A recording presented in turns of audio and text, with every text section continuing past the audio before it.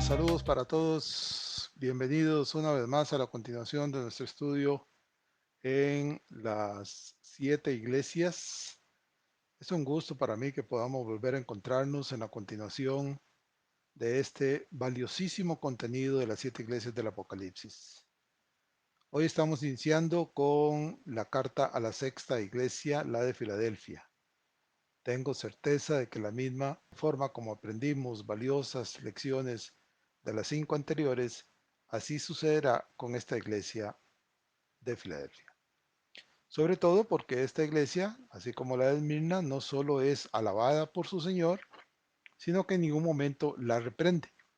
Por tanto, el comportamiento de los filadelfinos debe ser la norma que señale mi camino de obediencia y lealtad delante de mi Salvador. Eso significa, como en cada caso anterior y como debe ser en el estudio de toda la palabra de Dios, que conforme al mandamiento paulino, auspiciado por el Santo Espíritu, debo tener plena certeza de que, como dice Pablo en 2 Timoteo 3:16, toda la escritura es inspirada por Dios y útil para enseñar, para redarguir, para corregir, para instruir en justicia. Y cuando dice toda la escritura es desde el primer versículo del capítulo 1 de Génesis hasta el último versículo del capítulo 22 de Apocalipsis. Y que por tanto mi relación con la palabra de Dios debe ser tan indisoluble que en mi vida diaria sea yo por ella enseñado, reprendido, corregido e instruido en todo aquello que es justo delante de mi Dios. ¿Por qué? Y como sigue diciendo el apóstol, haciéndolo obtendré un resultado de victoria continua y testimonio limpio y puro delante de todos. Segunda Timoteo 3:17, continúa Pablo diciendo, a fin de que el hombre de Dios sea perfecto, enteramente preparado para toda buena obra. Ese hombre de Dios es toda persona que cree en el Señor Jesucristo y le confiesa como su Salvador. Y la perfección es ese acto por el cual el Señor nos va haciendo cada día mejores, más sabios, más entendidos delante de Él en la obediencia de su palabra. Recuerde, estas verdades son mucho, mucho más que simples palabras, son verdades eternas que el tiempo se ha encargado de mostrar que son verdaderas. Acerquémonos pues una vez más a la palabra de Dios en esta carta a la iglesia de Filadelfia, porque lo que el Señor les dice a ellos me alcanza a mí y lo alcanza a usted también. Como en Filadelfia, el Señor nos ha confiado la llave de esa puerta abierta para llevar hasta ella a todo aquel que anda perdido en oscuridad y tinieblas. Sigamos pues, como ya lo dije, hacia adelante en la total seguridad de que nuestro Señor camina a nuestro lado, según la promesa que nos da en Mateo 28:20, cuando nos dice, enseñándoles que guarden todas las cosas que os he mandado a los que discipulamos, y he aquí yo estoy con vosotros todos los días hasta el fin del mundo. Amén. Como este estudio es introductorio y ya hemos visto algunos puntos que se repiten aquí, la exposición creo que será más bien corta, ya que siendo conocedores de cosas que ya hemos estudiado 5 iglesias atrás y que se repiten para mantenerlas vivas en nuestra memoria y entendimiento, no ahondaré mucho en ellas. En todo caso, hay que recordar que toda la escritura, como acabamos de leer, es inspirada por Dios, según 2 Timoteo 3:16, por lo que es mi deber, luego de oír este estudio, buscar, indagar e investigar en la palabra de Dios acerca de enseñanzas afines que me den un mayor entendimiento. Así como lo hicieron los creyentes de Berea, según se nos refiere en Hechos 17:11, cuando Lucas escribe, y estos, los de Berea, eran más nobles que los que estaban en Tesalónica, pues recibieron la palabra con toda solicitud, escudriñando cada día las escrituras para ver si estas cosas eran así. Y recordemos que aquel que les decía estas cosas de las escrituras era el mismo apóstol Pablo. Pasamos a la segunda filmina y como recordamos al inicio de cada iglesia, hacemos siempre un repaso histórico, geográfico y cultural de la ciudad donde estaba la iglesia. Esto con el fin de establecer un contexto que nos permita y nos dé una idea previa de las circunstancias que rodeaban a los creyentes del lugar y del cómo ese contexto podía afectarlos, por lo general en forma negativa. En esta segunda filmina, el mapa que se muestra y que corresponde, lo aclaro, al viaje de Pablo a Roma en calidad de prisionero, muestra una parte del mar Mediterráneo en su ubicación central superior. Podemos ver el extremo sur de Italia y el de Grecia, y la sección que nos interesa, la parte oeste de la actual Turquía, llamada en el mapa Asia, en aquellos días, en donde se encontraban las ciudades con las iglesias. La razón de mencionarlo en cada iglesia estudiada es para que nos quede totalmente clara su ubicación geográfica. Por razones más que obvias, las condiciones geográficas de aquel entonces siguen vigentes al día de hoy, excepto en el cambio de algunos nombres y algunas de las fronteras. Llegamos así a la tercera filmina y vemos de forma puntual lo que en el mapa anterior estaba señalado por el cuadro rojo y que indica el lugar preciso en que se encontraban las ciudades con las iglesias que recibieron las cartas. De nuevo, lo enfatizo, esta sección es el extremo oeste de la actual Turquía y que tiene por límite oeste el mar Egeo que comparte con Grecia. Si fijamos un punto imaginario sobre este mapa, podríamos notar que todas las ciudades y por tanto las iglesias que en ellas estaban, a las cuales son dirigidas las cartas, estaban dentro de un radio de alrededor de unos 140 kilómetros a la redonda de ese punto central imaginario. Y que todas ellas, ciudades e iglesias, estaban conectadas por carreteras, que fue una de las características del Imperio Romano, según podemos ver ahí en el mapa. Por esto y con toda probabilidad, cada una de ellas pudo ser alcanzada por los creyentes a partir del ministerio de Pablo en Éfeso, el cual duró 2 años.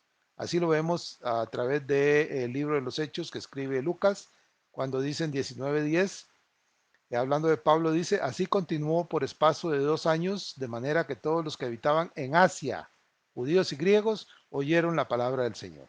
Así que aquí podemos ver la injerencia que Pablo tuvo en cada una de estas ciudades, no él personalmente, sino la prédica que dio y aquellos que llevaron el mensaje a estas diferentes iglesias.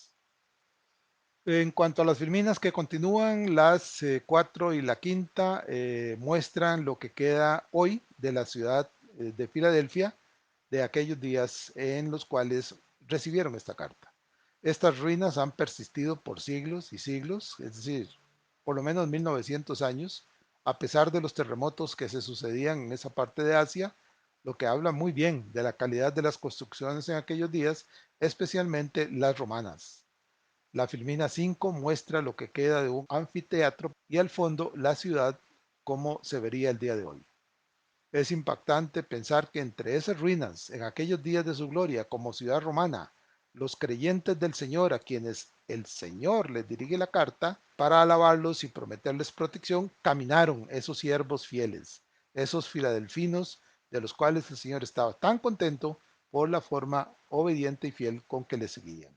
Y aunque la ciudad que ellos conocieron obviamente ya no existe, su nombre como creyentes fieles sí existe delante de nosotros para testimonio de ellos. Y sobre todo hoy, en este momento, cada uno de ellos, cada uno de esos siervos fieles, ya está disfrutando de las recompensas de su Señor para a todos aquellos que fueron y son vencedores. Sigamos pues nosotros el camino de estos creyentes, el camino que ellos siguieron, porque cuando el Señor nos llame, cada uno de nosotros, creyentes y confesos en Cristo, también iremos al lugar donde ellos se encuentran en este momento. Llegamos así a la filmina número 6 y en las siguientes 3 filminas veremos una descripción somera de algunos datos históricos sobre la ciudad. Esta información es meramente para tener, como les dije hace un rato, una idea del contexto de cómo surgió la ciudad y quién la fundó, y algunos datos que si bien es cierto no son del todo relevantes para nuestros efectos, sí le pueden interesar a los que, como yo, nos gusta bastante la historia. Dice así en cuanto a lo que se sabe de la ciudad de Filadelfia. Era una ciudad del Asia Menor fundada en el siglo II antes de Cristo por Eumenes, rey de Pérgamo, quien le dio el nombre de Filadelfia, que significa amor fraternal, sobrenombre de su hermano Átalo. Estaba situada en un extremo del ancho valle del río Cogamis, en el umbral de una meseta muy fértil.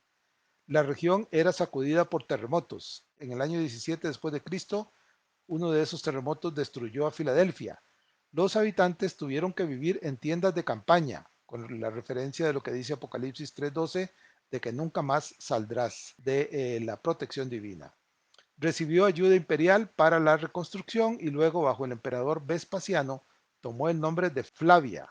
Existía una comunidad de judíos que, según Apocalipsis, se opuso a los cristianos, y lo podemos ver en versículo 9 de este capítulo 3, donde el Señor los llama sinagoga de Satanás. Continuamos con la Filmina 7 y siempre en el origen histórico de la ciudad de Filadelfia. En cuanto al origen mismo de la iglesia, deberíamos echarle una repasadita a Hechos 19:10, donde se nos dicen acerca de Pablo, algo que ya les acabo de leer. Así continuó por espacio de 2 años, de manera que todos los habitantes en Asia, judíos y griegos, oyeron la palabra del Señor, lo cual deja en evidencia la enorme influencia que Pablo tuvo en la conversión de muchos, muchísimos, miles y miles de paganos que se convirtieron al cristianismo, a la fe en el Señor Jesucristo, a través de los mensajes del apóstol Pablo. Filadelfia es entonces la sexta de las 7 cartas de Apocalipsis, una de dos que elogia sin reservas a sus destinatarios. Mantuvo heroicamente su testimonio en medio de los asedios musulmanes y cayó en el año 1391 de nuestra era. La carta donde dice al ángel de la iglesia alude a circunstancias propias de la ciudad. Filadelfo era famoso por su lealtad a su hermano.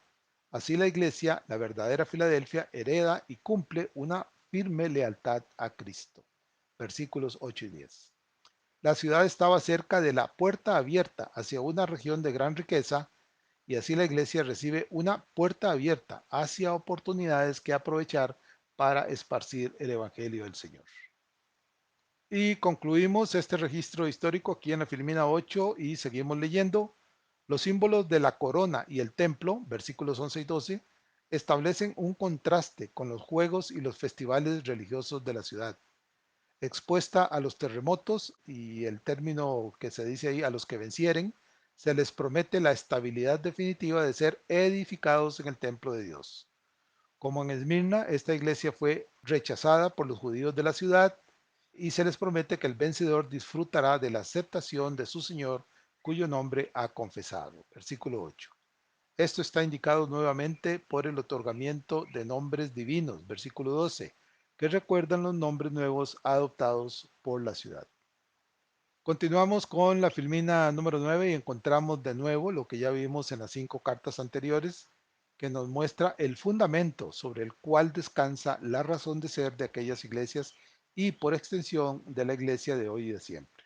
Recordamos que cada uno de nosotros forma parte de esa iglesia del Señor. Démosle un repaso a esos 3 fundamentos. ¿Quién es el autor? En forma resumida lo vemos en Apocalipsis 1:11, cuando el Señor se presenta ante Juan y le dice: yo soy el alfa y la omega, el primero y el último. Escribe en un libro lo que ves y envíalo a las 7 iglesias que están en Asia: a Éfeso, Esmirna, Pérgamo, Teatira, Sardis, Filadelfia y la Odisea. Tenemos, por lo tanto, por cierto, ciertísimo, de forma inapelable, que el autor de la carta es el Señor de la Iglesia, el Señor Jesucristo. Él es quien ordena a Juan escribir dichas cartas y enviarla a las iglesias. Su autoridad no solo es completamente indiscutible, sino que no existe poder en la creación que pueda cuestionarlo o negarlo. Él manda y debe ser atendido y obedecido sin excusas o falsas justificaciones. Luego, el segundo fundamento es la razón de las cartas, y la vemos en Apocalipsis 1:19, donde el Señor sigue diciéndole a Juan que escribe las cosas que has visto y las que son y las que han de ser después de estas. Como puede verse aquí a lo largo y ancho de la palabra del Señor, Dios, el Santo Espíritu, nos ha provisto de información suficiente sobre sí mismo para que lo conozcamos, le temamos y le adoremos, además de instruirnos acerca de cosas que Él quiere y ordena que deben ser hechas por todo ser humano, las que, en caso contrario, es decir, no hacerse, acarrearán su juicio y castigo eterno para los infractores. Lo señala Pablo en 1 Corintios 10:11 cuando dice, y estas cosas les acontecieron como ejemplo, y están escritas para amonestarnos a nosotros, a quienes han alcanzado los fines de los siglos. Imagínense, Pablo dijo esto hace casi 2000 años. Estaban cercando los fines de los siglos. ¿Cuán cerca estarán hoy, 2000 años después?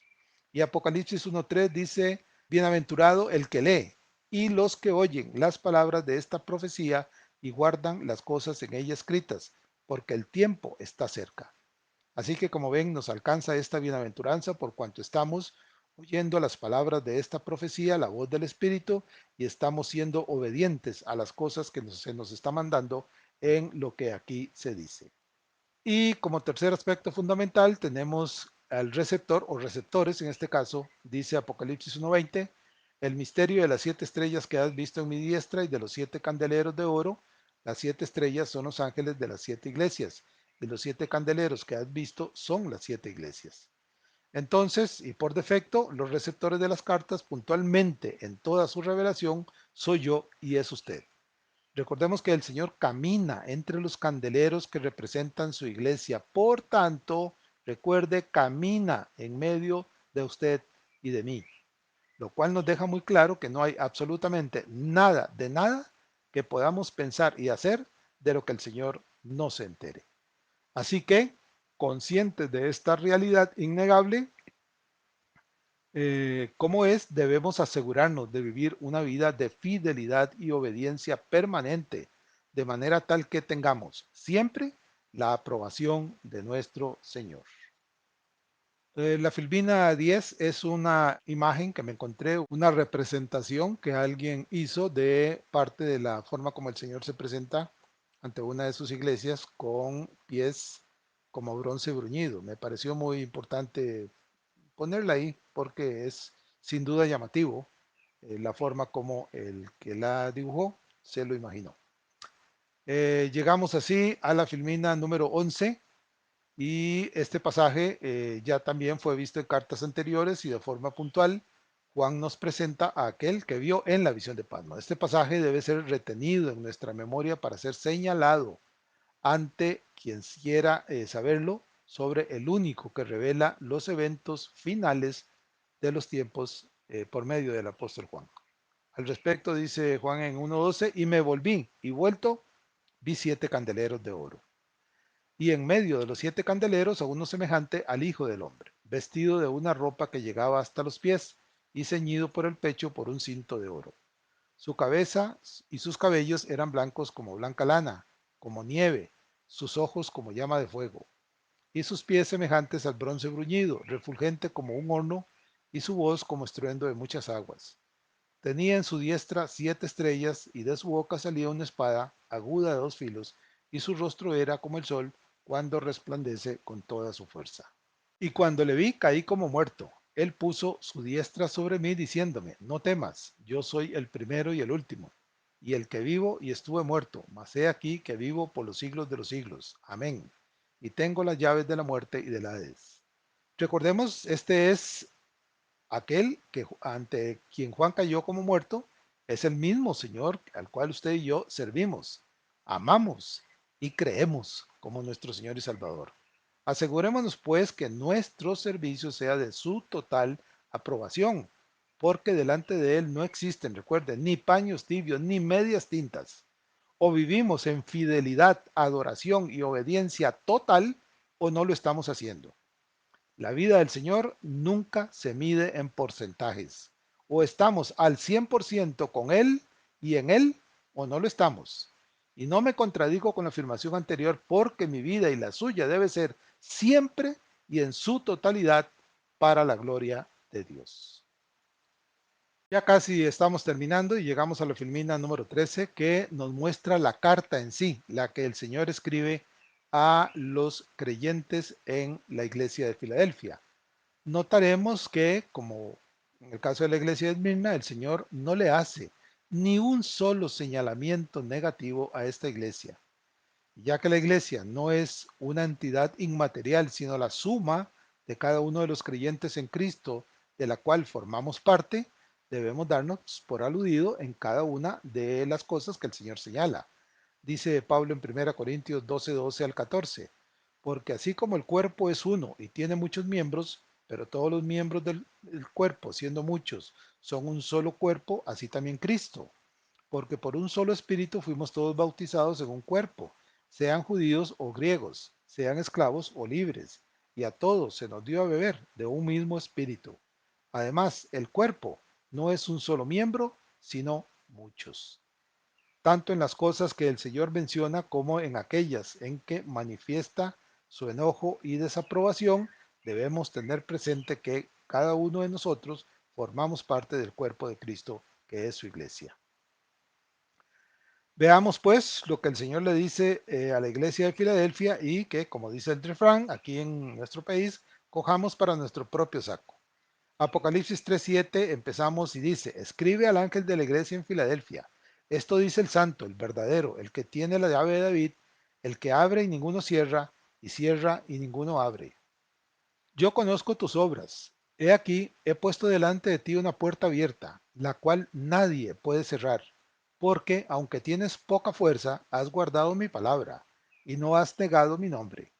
He aquí, yo entrego de la sinagoga de Satanás a los que se dicen ser judíos y no lo son, sino que mienten. He aquí, yo haré que vengan y se postren a tus pies y reconozcan que yo te he amado.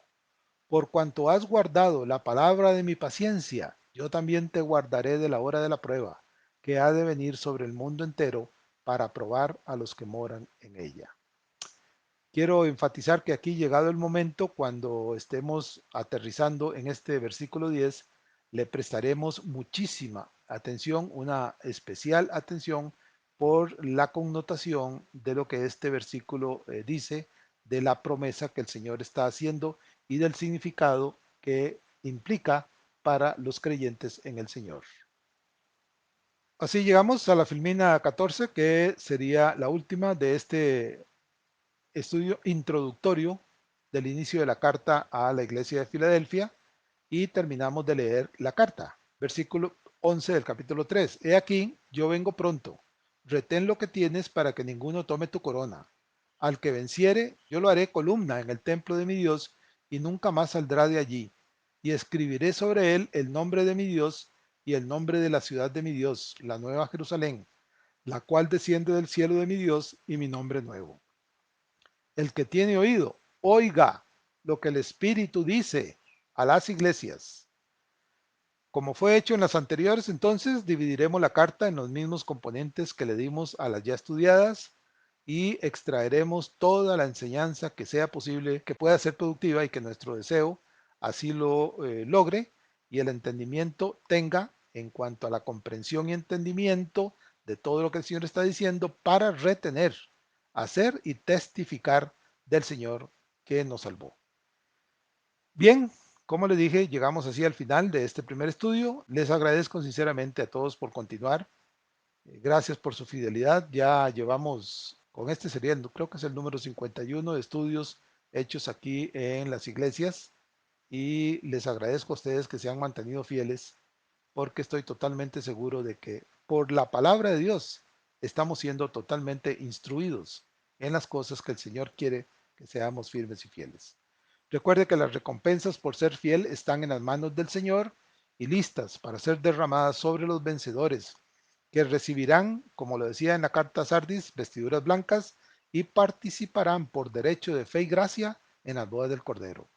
Recordemos también participar a otros a través de las redes sociales de este canal, de estas maravillas, porque el tiempo final está a las puertas. No sé cuándo, pero ya está muy cerca. Asegurémonos pues que cuando el Señor venga por su iglesia, nos halle haciendo su obra en este mundo, porque si así lo hacemos, cuando el Señor lo vea, de inmediato nos dirá, se lo dirá a usted, me lo dirá a mí, cuando estemos en tu presencia.